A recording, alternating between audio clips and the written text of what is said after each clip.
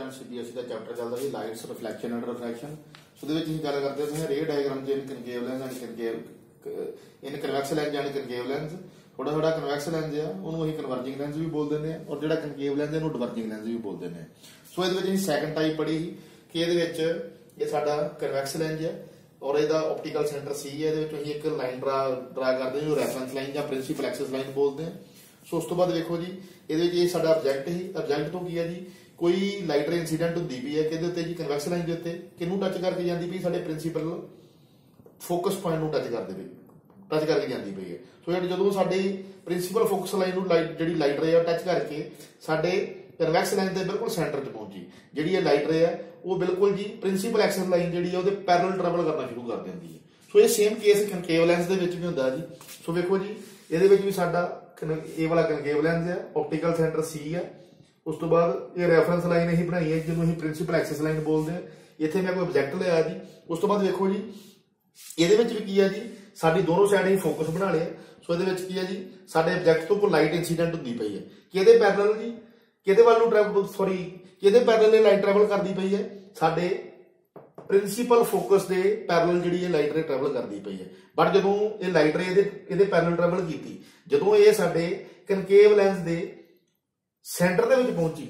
सो ये लाइट रे जिहड़ी है इत्थों आ गई जदों सेंटर दे विच पहुंची ये लाइट जिहड़ी आ की हो गई जी कनकेव लेंस की एक प्रॉपर्टी हुंदी है कोई लाइट नूं डिवर्स करदा वा। सो इहने कीता जी जिहड़ी लाइट रे है इहनूं डिवर्स करता।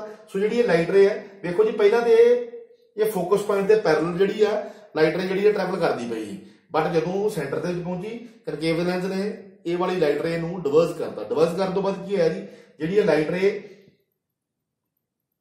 प्रिंसीपल फोकस दे पैरेलल आ रही ही वो लाइट रे जो सेंटर च पहुंची उन्हें कीता जी जिहड़ी साडी प्रिंसीपल एक्सिस लाइन है उहदे पैरेलल ट्रैवल करना शुरू करता। देखो जी साडी प्रिंसीपल एक्सिस लाइन दा भी एंगल सेम है और इस ये पॉइंट तो बाद साडी जिहड़ी रिफ्रैक्टेड रे है जिहड़ी साडे ऑब्जेक्ट तो आ रही है उहदा भी देखो एंगल जिहड़ा वा बिल्कुल प्रिंसीपल एक्सिस लाइन दे पैरेलल है। सो बट असीं किदां कह सकदे हां कि जदों इत्थों लाइट रे तुरी ही जदों ये लाइट रे इंसीडेंट हुई ही वो प्रिंसीपल फोकस दे पैरेलल ट्रैवल हुई ही। सो देखो जी जिहड़ी ये वाले पॉइंट ते की करना स्केल लाउणा वा स्केल तो बाद असीं इदा करके एक डॉटेड लाइन ड्रा करनी जिहड़ी डॉटेड लाइन है वो प्रिंसीपल एक्सिस लाइन नूं इत्थे टच करदी पई है। सो जिथे उहने इंटरसेक्ट कीता साडी प्रिंसीपल एक्सिस लाइन नूं वो वाले पॉइंट नूं असीं बोलदे ने जी प्रिंसीपल एक्सिस।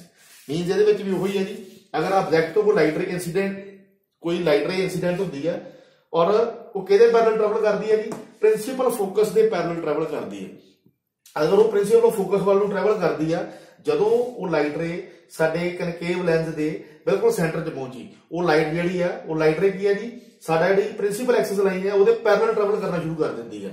बट सानूं किद्दां पता कि जिहड़ी ये लाइट जिहड़ी है जिहड़ी साडे ऑब्जेक्ट तो इंसीडेंट हुंदी पई है वो साडे फोकस पॉइंट नूं टच करूगी जदों असीं उहदे बिल्कुल पैरेलल स्केल लगा के इदां एक लाइट डॉटेड लाइट रे जिहड़ी है जो डॉटेड लाइन एक ड्रा करांगे जिहड़ी वो डॉटेड लाइन है साडी प्रिंसीपल एक्सिस लाइन नूं जिथे भी इंटरसेक्ट करदी जिथे भी टच करदी है जिथे भी इंटरसेक्ट करदी है वो पॉइंट नूं असीं मार्क कर लांगे दैट इज फोकस पॉइंट। उदों सानूं पता लग जाऊगा कि जिहड़ी लाइट रे ऑब्जेक्ट तो इंसीडेंट होई ही वो की है जी साडे फोकस पॉइंट नूं टच करके जाण दी। बट की होया जदों सेंटर दे विच पहुंची जदों साडे कनकेव लेंस दे सेंटर पहुंची जिहड़ा साडा कनकेव लेंस दी प्रॉपर्टी हुंदी है कि वो लाइट नूं डिवर्स करदा वा। सो जिहड़ी लाइट रे है साडी प्रिंसीपल एक्सिस लाइन दे पैरेलल ट्रैवल करना शुरू करता।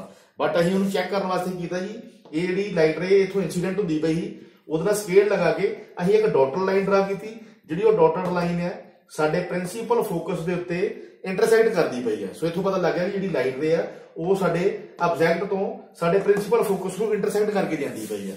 बट इत्थों जाके उहने की कीता जी प्रिंसीपल एक्सिस लाइन दे बिल्कुल पैरेलल चलना शुरू करता। इस केस दे विच भी उहने प्रिंसीपल एक्सिस लाइन दे बिल्कुल पैरेलल चलना शुरू करता।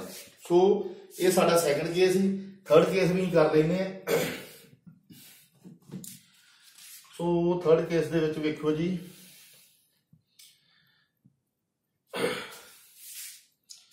सो थर्ड केस दे विच भी इदां ही है जी इत्थे ही थर्ड नंबर कर लेने हैं। सो इहदे वास्ते वेखो जी ये साडा आ गया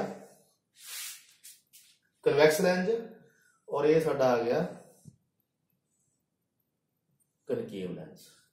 सो भी पॉइंट बहुत वधिया जी इहदे विच। सो उस तो बाद इत्थे ऑप्टिकल सेंटर सी ड्रा कर लो इहदा भी इत्थे ऑप्टिकल सेंटर सी ड्रा कर लो। उस तो बाद प्रिंसीपल एक्सिस लाइन जिहड़ी साडी रैफरेंस लाइन है उहनूं ड्रा कर लो। ਸੋ ਇਹਦੇ ਵਿੱਚ ਵੀ ਪ੍ਰਿੰਸੀਪਲ ਐਕਸਿਸ ਲਾਈਨ ਡਰਾ ਕਰ ਲਈ, ਤੁਸੀਂ ਸਿੱਧੀ ਡਰਾ ਕਰਨੀ ਹੈ, ਪਰ ਹੋ ਸਕਦਾ ਥੋੜੀ ਗੜਬੜ ਹੋ ਗਈ ਹੋਵੇ।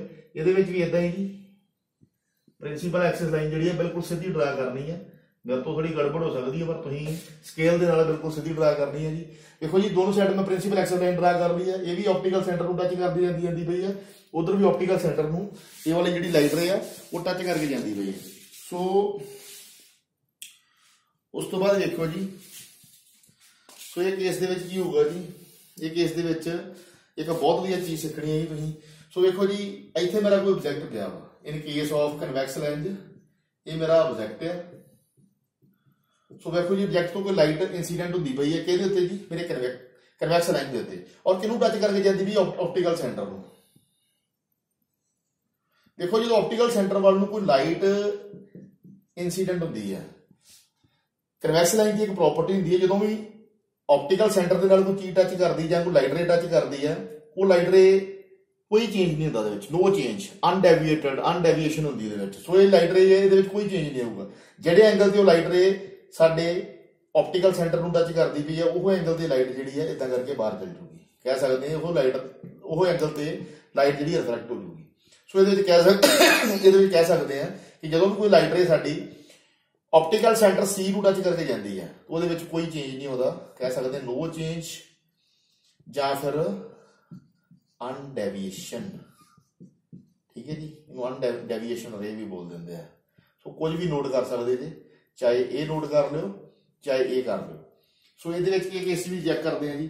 ਸੋ ਇਹਦੇ ਵਿੱਚ ਵੇਖੋ ਜੀ, ਇਹ ਸਾਡੀ ਪ੍ਰਿੰਸੀਪਲ ਐਕਸਿਸ ਲਾਈਨ ਨਹੀਂ, ਇਹਦੇ ਉੱਤੇ ਮੈਂ ਇਹ ਕੋਈ ਆਬਜੈਕਟ ਲੈ ਲਿਆ ਜੀ।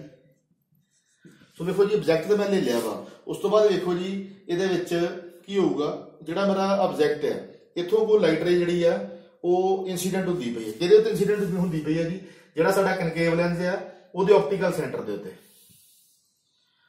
ਸੋ ਵੇਖੋ ਜੀ ਲੈਂਸ ਦੀ ਇੱਕ ਪ੍ਰੋਪਰਟੀ ਹੁੰਦੀ ਆ ਕਿ ਜਦੋਂ ਉਹਦੇ ਆਪਟੀਕਲ ਸੈਂਟਰ ਦੇ ਨਾਲ ਕੋਈ ਲਾਈਟ ਰੇ ਜਿਹੜੀ ਆ ਟੱਚ ਹੁੰਦੀ ਆ ਜਾਂ ਇਨਸੀਡੈਂਟ ਹੁੰਦੀ ਆ, ਉਹਦੇ ਵਿੱਚ ਕੋਈ ਚੇਂਜ ਨਹੀਂ ਆਉਂਦਾ। ਸੋ ਇੱਥੇ ਵੀ ਕੀ ਹੋਊਗਾ ਜੀ, ਜਿਹੜੀ ਸਾਡੀ ਲਾਈਟ ਰੇ ਆ ਆਪਟੀਕਲ ਸੈਂਟਰ C ਨੂੰ ਟੱਚ ਕਰਦੀ ਪਈ ਹੈ।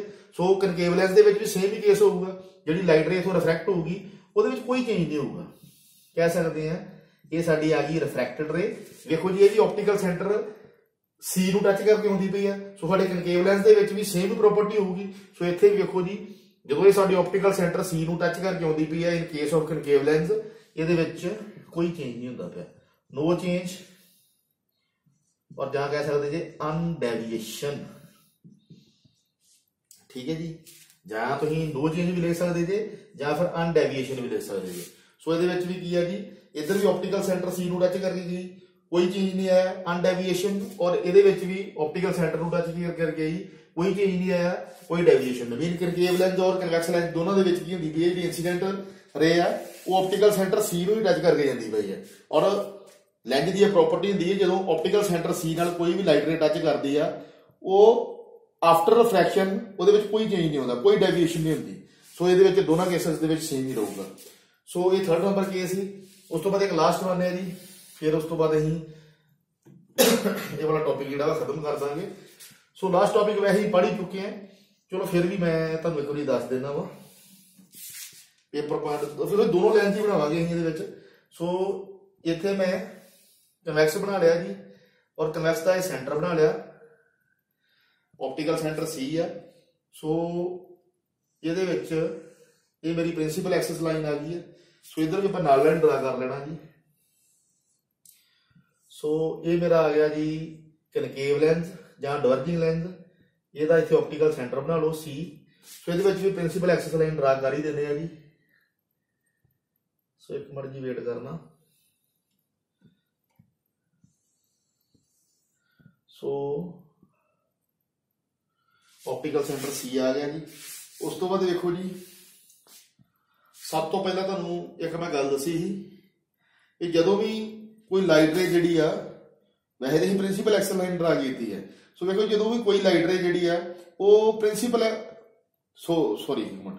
सो जो देखो जी जो भी कन्वैक्स लेंस या कनकेव लेंस की गल करिए जो भी कोई लाइट रे जी ऑप्टिकल सेंटर में टच करके जाती है आफ्टर रिफ्रैक्शन कोई चेंज नहीं आता। देखो जी हम जिवें मान लो कोई लाइन जी साडी प्रिंसीपल एक्सिस लाइन के उपर चल के साडे ऑप्टिकल सेंटर नाल ऑप्टिकल सेंटर सी नाल टच करती पई है, ये कोई चेंज नहीं आऊगा। सो ये लाइट रे जी नो चेंज नो डेविएशन या विदाउट डेविएशन या अनडेविएशन इहदा सीधी मूव कर दूगी। सेम केस कनकेव लेंस दे विच भी सेम ही है, कोई लाइट रे जी प्रिंसीपल एक्सिस के बिल्कुल उपर ही मूव करके साडे कनकेव लेंस के ऑप्टिकल सेंटर को टच करती पई है और आफ्टर रिफ्लैक्शन वो कोई चेंज नहीं आऊगा, नो चेंज आऊगा, नो डेविएशन या अनडेविएशन। सो ये तो फर्स्ट गल होगी। उस तो बाद सैकंड नंबर पर देखो जी कोई लाइट रे इथों ट्रैवल करती पई है बिल्कुल प्रिंसीपल एक्सिस लाइन के पैरेलल मूव करती पई है और जो भी ये सेंटर च पहुंचूगी ना सेंटर के जाके की होगा जी ये डेविएशन हो जाऊगी। डेविएशन किधर नूं होगी जी तुहानूं पता कन्वैक्स लेंस लाइट नूं कन्वर्ज करदा वा, सो ये कन्वर्जिंग हो जाऊगी इदा करके। सो उस तो बाद देखो जी इथों को लाइट रे ट्रैवल करती पई है जो साडे कन्वैक्स लाइन के सेंटर च पहुंचूगी ये की होगा जी डेविएशन हो जाऊगी, मीन कन्वर्ज हो जाऊगी लाइट। सो ये इथों इस तरह करके टच करके चल जाऊगी। सो उस तो बाद एक लाइट रे इथों बिल्कुल प्रिंसीपल एक्सिस लाइन के पैरेलल जाती पई है और जो भी साडे कन्वैक्स लाइन के सेंटर च पहुंची वो डेविएशन हो जाऊगी, मीन वो कन्वर्जिंग हो जाऊगी।